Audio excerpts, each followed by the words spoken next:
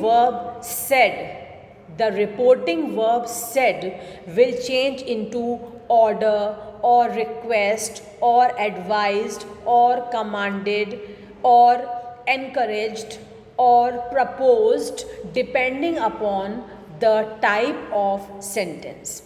If you see there is a request in the sentence, then the reporting verb will change into requested. If you see a command or order is there in the sentence, then the reporting verb will change into commanded or ordered. So similar are going to be the changes. Listen carefully. See this example. He said to his sister, please speak slowly. Please shows request. He said to his sister, please speak slowly. So when you are changing this into indirect speech, you will write, he requested his sister to speak slowly. The word please will be removed, because when you are writing requested, you are already showing that there is a please. Okay. So you will write requested, you will remove the word please. He requested his sister to speak slowly. The teacher said, keep quiet. Now this is a command or order. The teacher ordered to keep quiet. He said to me, don't tease the animal. He advised me not to tease the animal. She said to me, let us go for a picnic. She proposed to me, or she suggested to me that we should go for a picnic. So whatever is the type of sentence, if there is a suggestion, then you will write suggested. If there is an order, you will write commanded or ordered. If there is advice, you will write advised. If there is a request, you will write requested. Seeing the sentence, you will change the reporting verb. Now lastly, if there is some exclamation or some wish, then what we will do? The reporting verb is changed to exclaimed, wished, prayed, etc. Simple. There is nothing to confuse. There is nothing complicated. Like in the previous sentence, we have seen, if there is order, you write ordered. If there is a request, you write requested. Similarly here, if you see you can see the feeling of happiness is displayed in the sentence, then you can write, she exclaimed with joy. She exclaimed. If there is a wish or a desire, then you can write, she wished. If you see that the person is praying for something, then you can write, he or she prayed. These are some of the important changes which you will make after you read the sentence. Then only you will be able to decide what kind of a sentence is this. Like for example, see, they said, hurrah, we have won the match. What is this sentence displaying? Joy, happiness. So how you will write this sentence in indirect speech? They exclaimed with joy that they had won the match. Now hurrah will not be written again. This word you are displaying in the form of exclaimed with joy.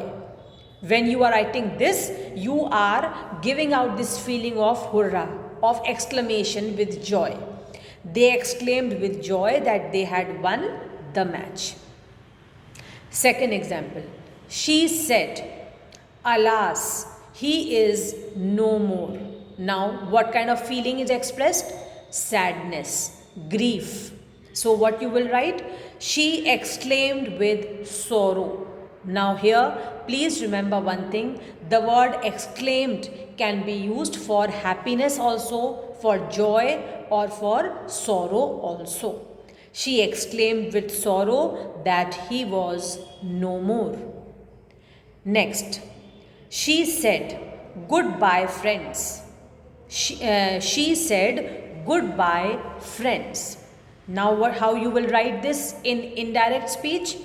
She bade goodbye to her friends. Bade is the past tense of bid. You will write the indirect speech in past tense, so you will change bid into bade. She bade goodbye to her friends. Okay? Now another thing which you should remember in exclamatory sentences is that when you are changing an exclamatory sentence which is written in direct speech, when you are changing it into indirect speech, you will remove the exclamation mark and you will put a full stop. Similarly was the change when you were changing questions, interrogative sentence. The question mark was removed and you were putting a full stop. Then the reporting verb is joined with the reported speech with that. In exclamations or wishes, when you are joining the reporting verb with the reported speech, you will put the conjunction that. This we generally do, there is nothing new. Okay, and remember that when we are writing the word sad, sadness, grief, happiness, surprised, etc., then the words like alas, oh, hurrah, bravo, all these words will not be repeated in the indirect speech, because you are substituting these words by writing exclaimed with joy, exclaimed with sorrow, or with grief, or you are writing cheered, he pitied. Such words you are writing, so you will not write the words alas, bravo, hurrah, etc.